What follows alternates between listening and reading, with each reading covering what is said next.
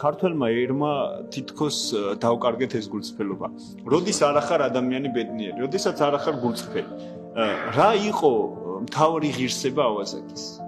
რის გამოც მას მიენიჭა პირველს ის სიხარული, რაც მანამდე ცხოვრებ უამრავ წმინდანებს არ მინიჭებია და პირველი ენიჭება უდიდესი სიხარული სასუფეველში ყოფნის ქრისტესთან ერთად ავაზაკს და რატომ რა არის მისი მთავარი ღირსება? ერთი რასაკვირველია, ეს არის სინანული, მაგრამ სინანული საიდან მომდინარეობს ადამიანში? გულწრფელობით, ის გულწრფელი. და რა არის იუდას უმთავრესი შეცდომა? მას გულწრფელად არ უნდა უფალთან. როცა დგამ ნაბიჯი იყავ ის ვინც ხარ, თუნდაც საკუთარი შეცდომით, რით იქცევა პეტრე მოციქული მოციქულთა თავად?